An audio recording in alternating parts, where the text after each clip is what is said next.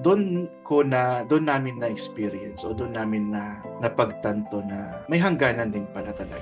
May hangganan yung benefit mo sa pagiging matalino.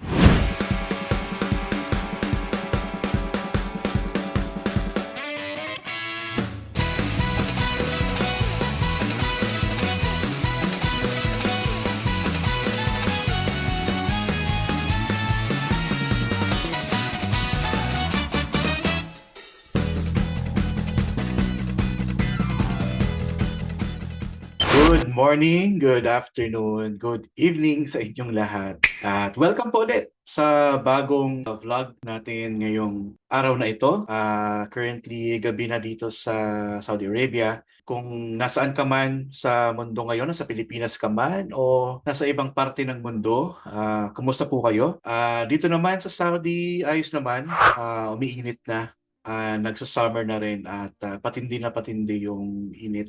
At ayun, welcome po ulit sa isa na namang vlog dito sa aking channel, Flight Dispatcher Nat. Ako po si Nat Pelicano, isa po akong Flight Dispatcher. Ang mga nilalaman ng aking mga vlog dito sa channel na ito ay mga bagay patungkol sa aviation.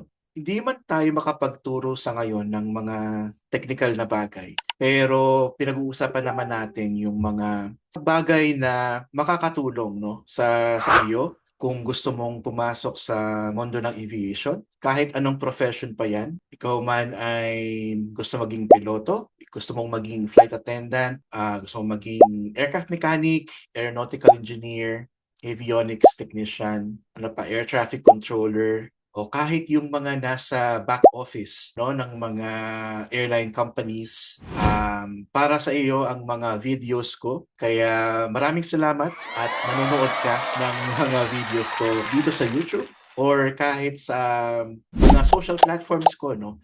Nandito rin, andun ako sa TikTok, sa Instagram at sa Facebook. Meron din tayong Facebook group, no? Ang tawag dito ay Pinoy Flight Operations.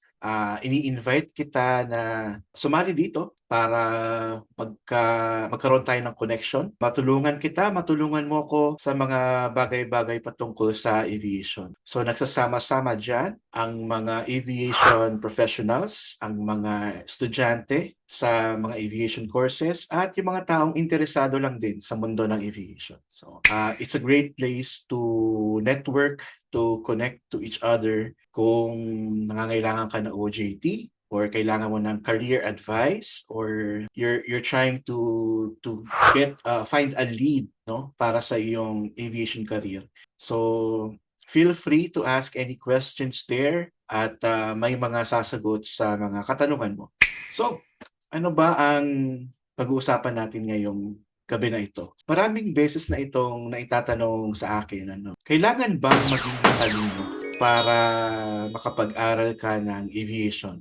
Or laging tinatanong, kailangan po ba sa pagpipiloto yung matalino? Yan. So, pag-usapan natin yan. So bago tayo magsimula, konting background lang sa akin sa mga hindi pa nakakakilala. Yun. Ako po ay isang flight dispatcher. Pero kung baka magtataka kayo, flight dispatcher ka naman pero yung mga videos mo patungkol sa piloto. So naging piloto din po ako dati. Kumbaga, nakapag-aral po ako maging piloto, nakakuha po ako ng hanggang private pilot license. Kaso nga lang hindi ko na naituloy, hindi ko na nagawang gawing career dahil sa kulang yung aking mga flight hours. Nakulangan kami ng financial means to continue. Kaya naman hindi na natin naituloy, no? Hindi tayo gumraduate sa pagiging piloto. So nagtrabaho ako noon, tapos bumalik ulit sa PATS to gain my degree sa air transportation. At ngayon, nagsikap na maging isang flight dispatcher. Flight dispatcher po ako since 2011. So, around 14 years na tayo no, sa larangan ng, sa industriya ng aviation. So, yung mga komento ko, yung mga advice, yung mga content ko, kahit papano ay makakatulong din sa iyo. No, base sa aking mga experience, sa mga natutunan sa buong 14 years plus nasa aviation, kahit no sa estudyante days ko pa, no. So all in all, 20 years na ako sa aviation kung isasama natin yung time ko as estudyante. Bago natin pag-usapan kung kailangan ba maging matalino kapag ikaw ay gusto mong maging piloto or in ano na lang no in aviation in general kung gusto mong pumasok sa aviation. I-define muna natin no kung ano ang ibig sabihin ng pagiging matalino.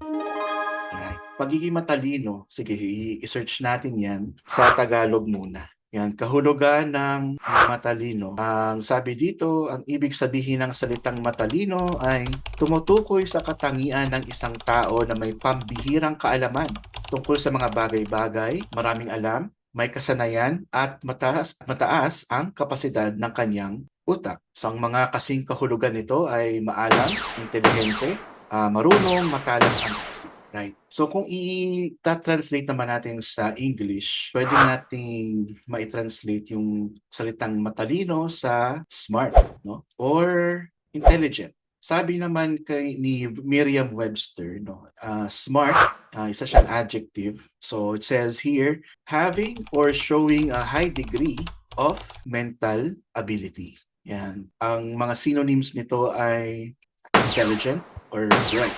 So, high degree, kung mapapansin nyo sa dalawang definition, binanggit a high degree or degree of mental ability, kapasidad ng kanya, mataas na kapasidad ng kanyang utak. So, ang ibig sabihin pala nito ay interpret ko no, sa sarili kong understanding. Ang pagiging matalino is yung kakayanan mo na mag-retain ng mga bagay na natutunan mo na. So, ano to no, in short is parang mga theories, no? So hindi siya physical skill, kumbaga strictly mental ability siya. So yung pagiging matalino. So paano ba nasusukat yung pagiging matalino? So yung common way is to pass exams, no? Or sa ano natin, sa nakasanayan natin sa school, kung gaano kataas yung grade mo sa mga exams, yun yung ano mo, yung level ng intelligence mo o kung gaano ka katalino. Example, lagi kang perfect, o yan, matalino ka. Kung lagi ka naman bagsak or laging pasang-awa, hindi ka gaanong katalinuhan.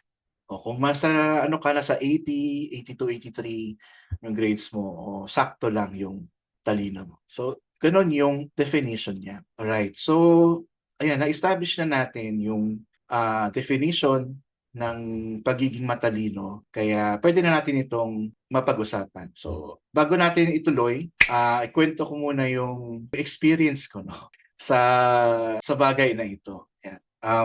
Hindi naman sa pagbubuhat ng bangko. No? Speaking from experience lang. Ako po, ang inyong lingkod, ay isang honor student since kinder.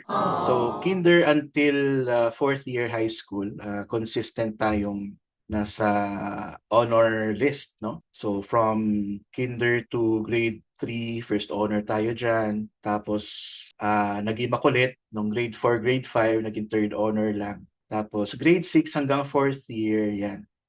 Lagi tayong second honors. So, elementary and high school, sa Bernardo College ako nag-aral, sa Las Piñas yun. So, laking Las Piñas ako. So, every year, maakyat ang aking mga parents no para sabitan ng medals ganyan. Lagi akong present sa mga extracurricular activities, kung ano-anong contest man 'yan, mga quiz bee, declamation contest no. Di na nga lang tayo nasama sa Mr. and Miss PC kasi masyado tayong qualified doon. Pinapabayaan ko na sa kanila. So yun, no, active tayo kumbaga sa school works noon at nadala ko rin yan hanggang college. So, nung high school, syempre consistent honor tayo, no? Kaya naman, pagdating ng college, nagkaroon tayo ng scholarship. Nagamit natin yung pagiging matalino, talino natin, yung smart sa pagkakaroon ng discounts at sa tuition.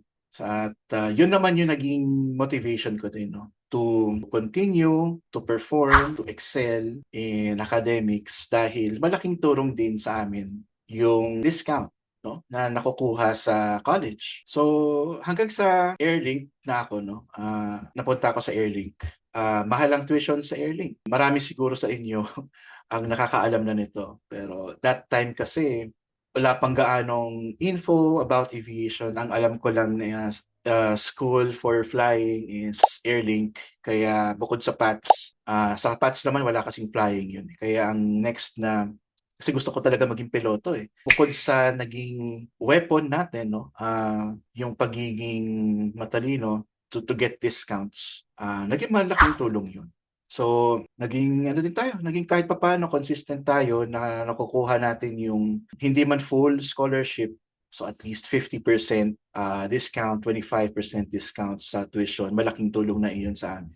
Kaso nga lang, yung discount na yon ay hindi sa flight training. Sa ano lang yun, sa tuition lang talaga siya. Nakakakuha tayo ng mga score, ng mga grades na 1, 125, 1.5. Kung meron man tayong dos, pinakamataas na yung, ay pinakamababa na yung 2.5, never tayo nagkaroon ng tres. Kasi pag nagkaroon ka ng tres, matik, alis ka na sa scholarship. So, pinagbutihan natin. At hanggang dumating sa point, no, na hindi na ako maisasalba ng talino lang.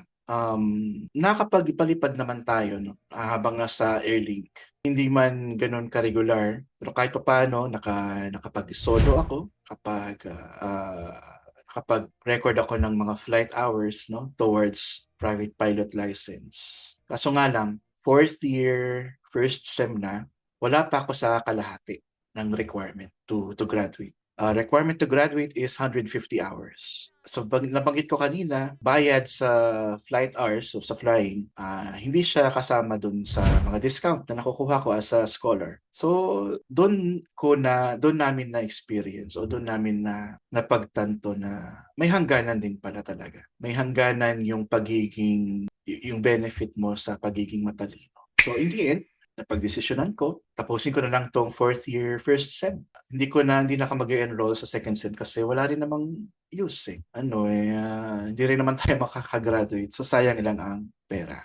So, after noon, nagtrabaho na ako sa call center. Pagdating naman sa mga interviews sa call center, hindi ko matandaan kung nilagay ko sa resume ko yung salutatorian, no? Salutatorian ng high school. Hindi ko na yata nailagay yun. Kung nailagay ko man, naalala ko, hindi naman siya pinagtuunan ng pansin sa interview sa call center. It doesn't matter kung ano ang grades mo nun. Ang importante, mabilis ka ba mag-type? Mabilis ka ba makaintindi ng calls? Okay ba yung English communication mo? So, yun naman yun. Hindi naman kung 90 ka ba sa math, 92 ka ba sa English, mga ganun. So, it doesn't matter. Yun, nag-call center tayo, and then around 2009, nadaramdaman ko na kailangan kong bumalik sa school kasi kailangan din talaga ng degree, no? Sinikap ko magkaroon ng degree, kaya naman habang nasa call center tayo, nagsumikap tayong maging estudyante. Sa ganitong setup, hindi may iwasan na magka-conflict yung schedule ng trabaho sa schedule ng school. So may mga times na ang schedule ng klase ay nasa gabi, 7 p.m., 8 p.m. ganyan. Pero ang duty ko sa call center starts at 9 or minsan 8 pa nga. So hindi ko na talaga mapapasukan yung klase na yun. So ang ending, kahit papaano nagawa natin yung bare minimum ng subject na yun at nagkaroon tayo ng tres. Yung pakiramdam ko nun, unang beses ako nagkaroon ng tres sa grade. Imagine, all my life, up to that point, ay lagi akong consistent, mataas ang grades, ganyan. Tapos nung nagkaroon ako ng tres, ang naramdaman ko nun,